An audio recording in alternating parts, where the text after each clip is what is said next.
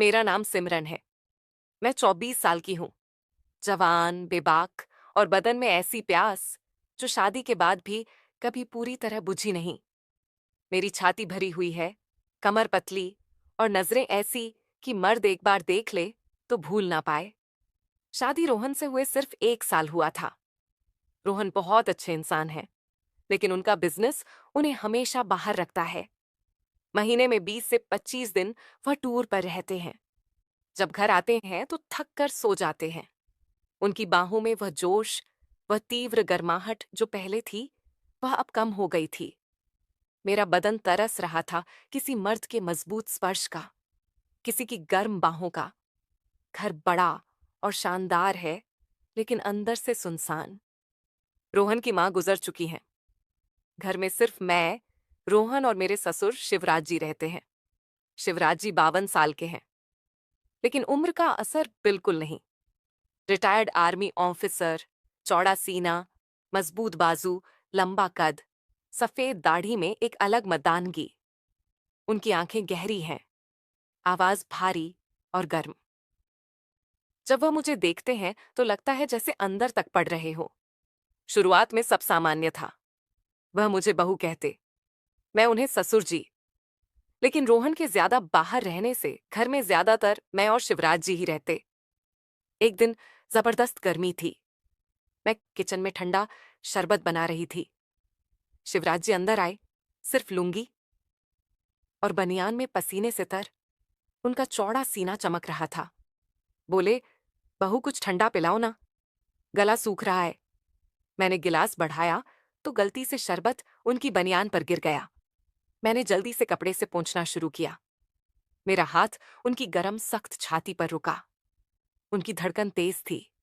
वो मेरी आंखों में देखते रहे। धीमी गहरी आवाज में बोले, बहू तुम्हारा हाथ भी तो बहुत गर्म है, या मुझे ही आग लग रही है? मैं शर्मा गई, लेकिन हाथ नहीं हटाया। उस पल में कुछ देर हम ऐसे ही खड़े रहे। उस दिन से उनकी नजरें बदल गईं। कभी किचन में पीछे से गुजरते हुए मेरी कमर पर हाथ रख देते, कभी रात को मूवी देखते वक्त मेरे बगल में बैठ जाते, कंबल के अंदर हाथ मेरी जांघ पर रख देते। कभी सुबह मेरे कमरे में आते और बेड के पास खड़े होकर मुझे देखते रहते, जैसे मुझे अपना बना लेना चाहते हो। मैं रोकती नहीं थी, क्योंकि रोहन की गैर मौजूदगी में मेरा बदन तरस रहा था। शिवराज जी की नजरें, उनका मजबूत बदन, उनकी गहरी आवाज, सब कुछ मुझे बेचैन कर रहा था। एक रात रोहन फिर टूर पर गए। घर में सिर्फ हम दोनों थे। उस रात रोहन फिर टूर पर थे। घर में सिर्फ मैं और ससुर जी थे। बारिश बहुत तेज हो रही थी। बिजली कड़क रही थी और अचानक पूरी लाइट्स चली गई। घर में खूब अंधेरा छा गया। मैं अपने कमरे में लेटी थी। दिल तेज धड़क रहा था। नींद नहीं आ रही थी। ससुर जी की वह नजरें, उनका स्पर्श, उनकी गहरी आवाज, सब याद आ रहा था। मेरा बदन सुलग रहा था, जैसे सालों की प्यास एक साथ उबाल मार रही हो। अचानक दरवाजा खटका। ससुर जी अंदर आए, सिर्फ एक पतली बनियान और लुंगी में। उनके बाल गीले थे, बदन पर बारिश की बूंदें चमक रही थीं। वो बेड के पास आए और धीमी भारी आवाज में बोले, बहू नींद नहीं आ रही? अंधेरे से डर लग रहा है क्या? मैं बेड पर बैठ गई। बोली, नहीं ससुर जी, बस कुछ बेचैनी सी है। वो मेरे बगल में बेड के किनारे पर बैठ गए। कमरे में सिर्फ बाहर की हल्की रोशनी थी। उन्होंने मेरा हाथ पकड़ा और बोले, सिमरन, मैं जानता हूं तुम क्या महसूस कर रही हो।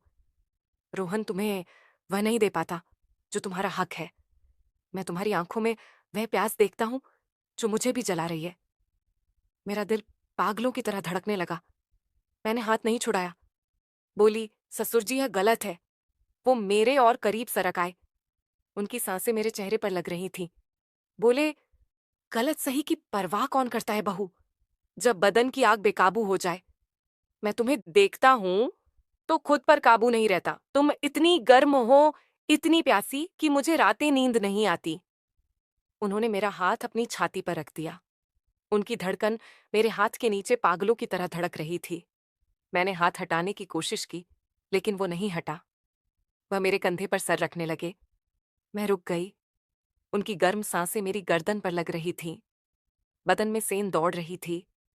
कुछ देर ही हम चुप रहे, सिर्फ बारिश की आवाज और हमारी तेज सांसें।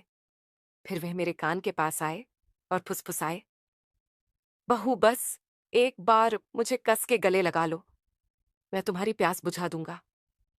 मैं चुप रही। वह धीरे से मुझे अपनी मजबूत बाहों में भर लिया। उनका चौड़ा सीना मेरे बदन से सटा हुआ था। मैंने भी आंखें बंद करके उन्हें कस के पकड़ लिया। उनकी छाती मेरे सीने से दब रही थी। दिल की धड़कनें एक दूसरे से टकरा रही थीं। उनकी बाजू मेरी कमर पर कसी हुई थी, जैसे मुझे कभी छोड़ना ही ना चाहते हो। हमारी सांसें और तेज हो गईं। वो मेरे बालों में उंगलियां फिराते हुए बोले, सिमरन, तुम कितनी नरम हो, कितनी गर्म। मैं तुम्हें पूरा महसूस करना चाहता हूं। मैंने उनकी पीठ पर हाथ फेरा। वो और कस के मुझे दबाने लगे। उस पल में दुनिया सिर्फ हम दोनों थे। वो मेरे माथे पर, गाल पर, गर्दन पर होठ रखते गए। मेरा बदन कांप उठा। मैंने रोती हुई आवाज में कहा, ससुर जी, बहुत बड़ा है आपका, प्लीज आहिस्ता कीजिए, मैं मर जाऊंगी। वह रुके नहीं। उन्होंने मुझे और जोर से अपनी बाहों में कस लिया। हम देर तक एक दूसरे में खोए रहे, बहुत करीब, बहुत गहरा, बहुत तीव्र। उस रात के बाद मैं और ससुर जी एक दूसरे से दूर नहीं रह पाते थे। दिन में जब घर खाली तब होता, वो मेरे पास आ जाते। कभी किचन में पीछे से आकर मुझे अपनी मजबूत बाहों में जकड़ लेते और कान में फुसफुसाते, सिमरन, तुम्हारी यह प्यास मुझे भी जला रही है। मैं तुम्हें हर पल महसूस करना चाहता हूं। मैं शर्मा जाती, लेकिन उनकी बाहों में पिघल जाती। उनकी चौड़ी छाती मेरे पीठ से सटी होती। उनकी सांसें मेरी गर्दन पर लगती और मेरा बदन कांप उठता। एक दिन रोहन फिर 10 दिन के विदेश टूर पर गए। घर में सिर्फ हम दोनों थे। शाम को मैं नहाकर निकली। लाल रंग की पतली साड़ी पहनी थी, जो मेरे भरे हुए बदन से चिपक रही थी। बाल गीले थे, खुशबू फैली हुई थी।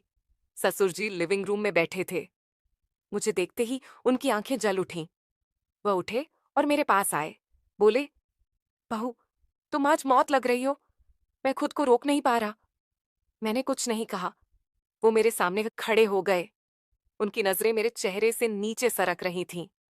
उन्होंने धीरे से मेरी कमर में हाथ डाला और मुझे अपनी तरफ खींच लिया। मैं उनके सीने से टकरा गई। उनकी बाजू मेरी कमर पर कसी हुई थी। वह बोले, सिमरन, मैं तुम्हें पूरा अपना बनाना चाहता हूं। तुम मेरी हो, सिर्फ मेरी। मेरा दिल पागलों की तरह धड़क रहा था। मैंने उनकी छाती पर हाथ रखा और बोली, ससुर जी, ये आग बहुत तेज है, मैं डर रही हूं। वो मुस्कुराए और मेरी गर्दन पर होंठ रख दिए। उनकी गर्म सांसें, उनका स्पर्श, मेरा बदन सुलग उठा। मैंने उन्हें कस के गले लगा लिया। हम सोफे पर गिर पड़े। वह मेरे ऊपर थे। उनका मजबूत बदन मेरे बदन को दबा रहा था। उनके हाथ मेरी पीठ पर, कमर पर, जांघों पर फिर रहे थे। मैंने उनकी बनियान खींच कर उतार दी। उनकी चौड़ी छाती, सख्त मसल्स मेरे सामने थे। मैंने उनकी छाती पर होठ रख दिए। हमारी सांसें मिल रही थीं। वो मेरे कान में बोले, सिमरन, तुम कितनी नरम हो, कितनी गर्म। मैं तुम्हें कभी नहीं छोड़ूंगा। मैंने आंखें बंद कर लीं। हम बहुत करीब आ गए थे, बहुत गहरे, बहुत तीव्र। मैंने चीख कर कहा, ससुर जी, बहुत बड़ा है आपका, प्लीज आहिस्ता कीजिए, मैं मर जाऊंगी। वो रुके नहीं। उन्होंने मुझे और कस के अपनी बाहों में भर लिया। हम देर तक एक दूसरे में खोए रहे। बदन की आग चरम पर थी। वह पल इतना तीव्र था कि मुझे लगा मैं पिघल जाऊंगी। मेरी चीखें धीरे धीरे कराट में बदल गईं और फिर मजे की आवाजें कमरे में गूंजने लगीं। उस शाम के बाद मैं और ससुर जी पूरी तरह एक दूसरे के हो चुके थे। रोहन के बाहर रहते हम हर पल एक दूसरे के लिए जीते।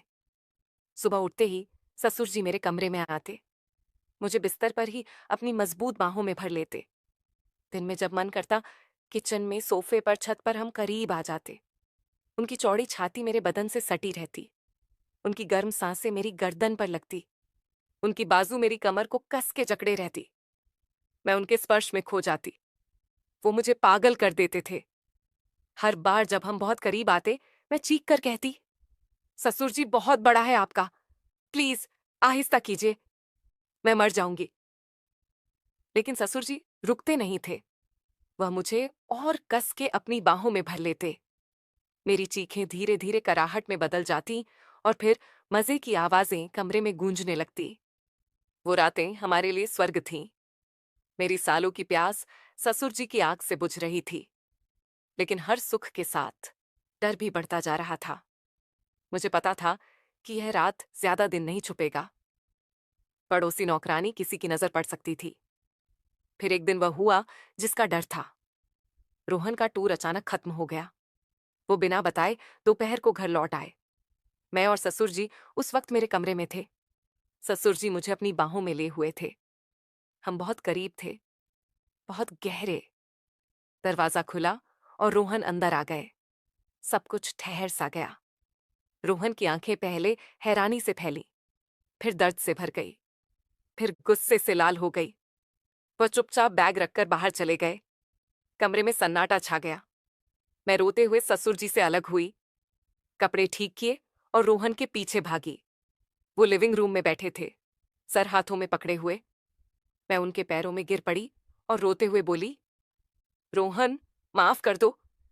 मैं कमजोर पड़ गई। तुम हमेशा बाहर रहते थे, मैं अकेली थी। ससुर जी ने वह खालीपन भर दिया। लेकिन अब मैं तुमसे प्यार करती हूँ। ससुर जी भी नीचे आए। उनकी आंखें नम थीं। वो रोहन के सामने खड़े हो गए और बोले, बेटा, गलती मेरी है।